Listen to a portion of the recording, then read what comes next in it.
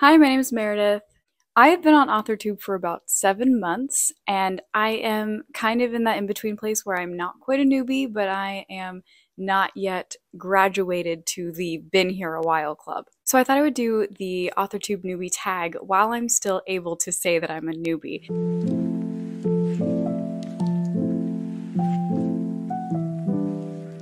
So just some basic information about me before we actually jump into the questions. I work as a scientific researcher, so that's something that impacts a lot of how I write, what I write, and the time that I have for writing as well.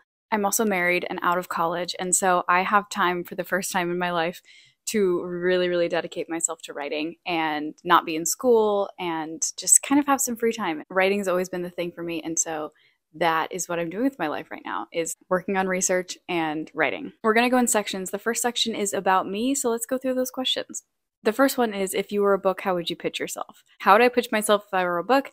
Girl torn between creative pursuits and scientific pursuits and the love of DNA and the love of words. And rather than let the two fight for my attention, I love instead combining them. I love thinking creatively in science, and I also love taking the rigidity of the scientific method and employing that to make my writing better. And there's a lot of crossovers. I also love to write sci-fi, trying to combine left brain and right brain and make something cohesive out of it. So I think that's my pitch for myself. What made me want to start writing? So when I was little, I was obsessed with writing down things, journal entries, just writing down like everything that came to my mind. So writing is just a very natural inclination for me. In general, my family gets very excited about stories, and so I was always encouraged to read. My brothers are obsessed with Lord of the Rings, and so I became obsessed with it. And there was also a ton of emphasis in my family on imagination, and we were constantly coming up with imagination games and playing with each other, and it was just an atmosphere that was perfect for creating stories. Writing for me captures the beauty of childhood imagination and wonder, and gives it structure and allows you as an adult to have the wisdom and the analysis skills to actually put it together into a package that someone else can enjoy. What's my biggest writing struggle? If you've seen any videos on this channel, you probably know it's overwriting. I think that imagination just goes a little wild. I'm always a more is more kind of person rather than less is more. I like editing things down, actually. I really enjoy the process of excavating that really quality core. I just have a big problem being concise in the first place. So I overwrite a lot, and it takes me a lot of effort and a lot of words to get a story out. But then I can always edit it down. The next question is, what's my best writing skill? I feel like this is a weird question to answer. Let me think about it.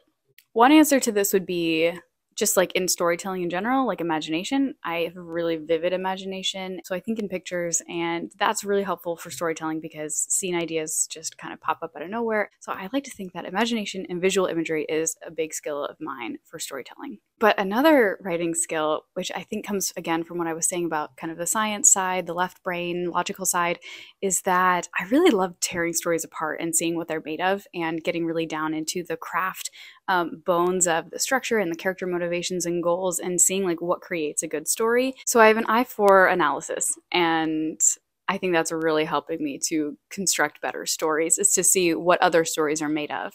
Okay, next section about my writing.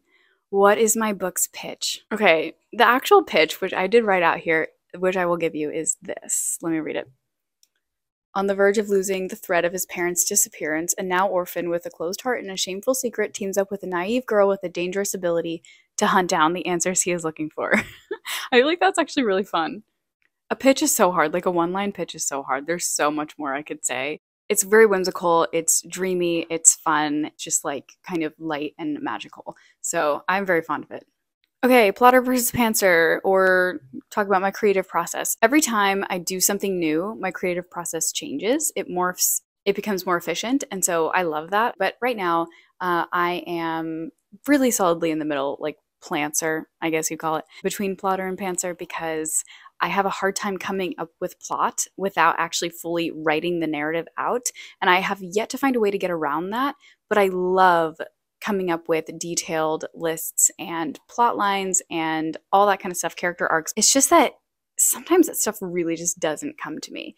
And I would rather know where I was going when I sat down to write, but I just don't happen to usually know where I'm going. And so I sit down and I write it out after having as much of a plan as I can possibly pull out of my head without knowing. And usually I completely change the plan as I go along, and that's okay. And so I just kind of learned to roll with that and to know that like while I'm on the page, some of my best work comes spontaneously.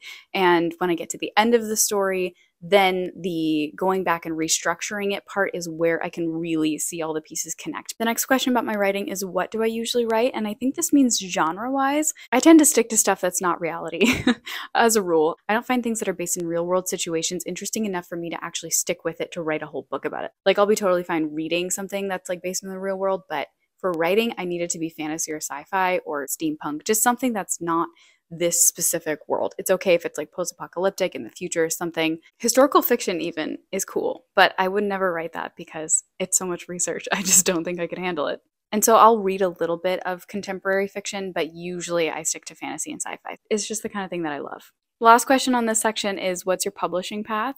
You know, does anyone ever know their publishing path before they walk through it? I don't think so.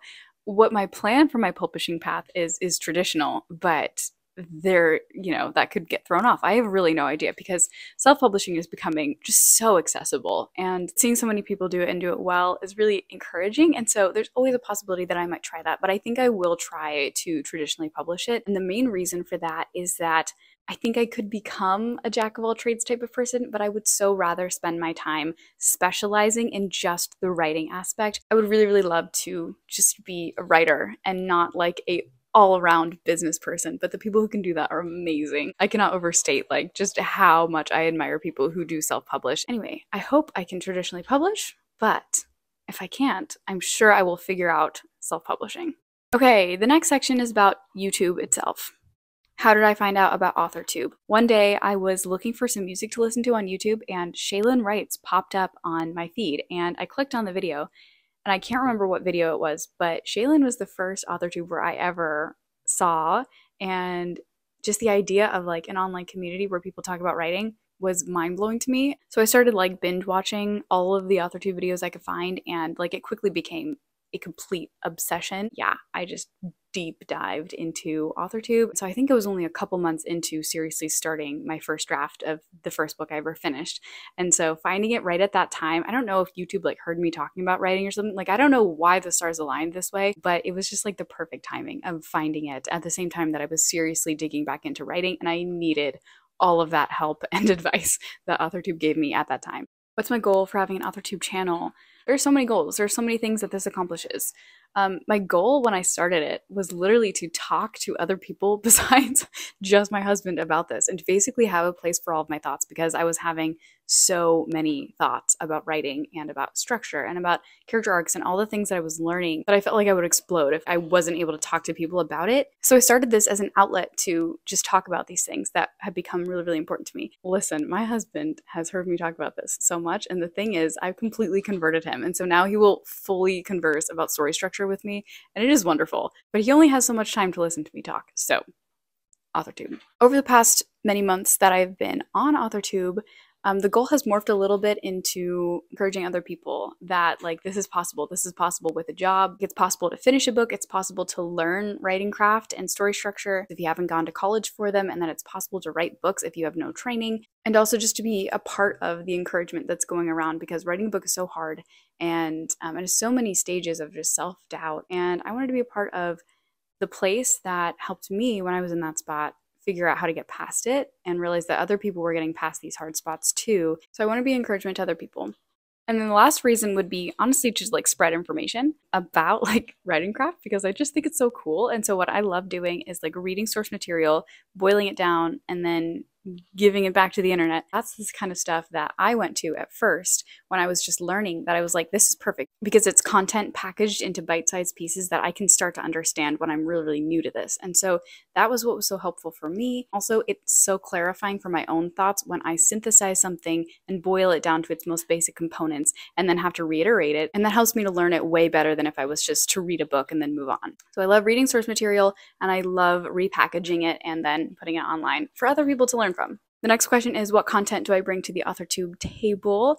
And I think a lot of that is wrapped up into what I just said, which is content about writing craft and all these different things that really just create a good story. And how do we create a good story? That's the kind of content that I bring to the YouTube table. And then I also love doing writing challenges. I find writing challenges super, super fun. And it's also a way to like get out of your comfort zone and to write in a way that you didn't think you were good at or thought that was the best for you, and then you actually end up randomly finding stuff that works really well for you. And that's definitely happened to me while I've been doing writing challenges. So I love doing those and I love putting them online. So those are the two main things that I bring to the table, but obviously documenting my writing journey and putting out vlogs and just like keeping you guys updated with how my work is going. And that's kind of honestly a part of the encouragement factor of like sharing the highs and lows. That's also what I bring. The next question is, if you've been on YouTube for a while, what's your best Authortube tip? Oh gosh. I would say that trends aren't bad things to follow.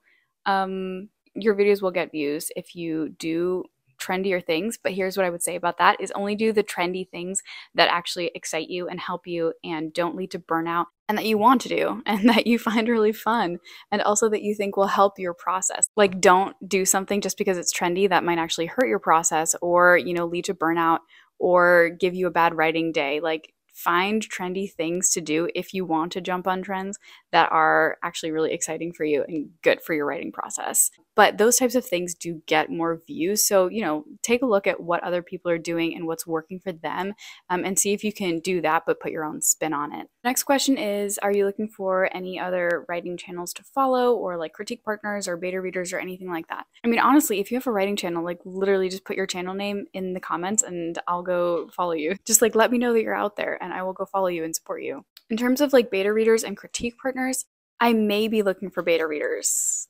later in the year, much later in the year. I don't know. This book has to go through an alpha reader who's my husband, and then probably a very small round of beta readers of people who know me in real life. And then probably I'll do a bigger round of beta readers of people who I don't know. And so I may be looking for beta readers many months in the future. So if you're interested in that, I don't know, stick around. The last question is, what are you most excited for about this new fresh start on Authortube? I'm not really having a fresh start here. I'm just kind of, you know, doing my thing, moving along. But what I'm excited for is honestly like my own new stages of writing and like sharing those with you guys and all the things that I'm learning like as I go through each new stage. And also to see how my content reflects that. Like what type of content am I going to be putting out in a year from now because of what I've learned. And I just am really excited for that. I'm really excited to see like how things change and grow.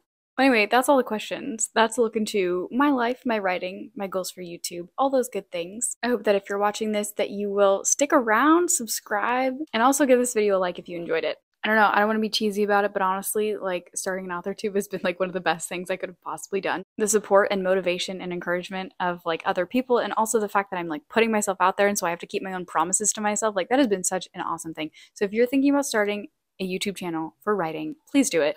It's amazing. Everybody wants to hear what you have to say. Like we're all just gobbling up each other's encouragement and struggles and the fact that other people are doing this too. Like if you have that in your mind to do, I would totally say just go for it. Okay, that's everything from me. Thanks so much for watching. I hope you enjoyed it and I will see you in the next video. Bye.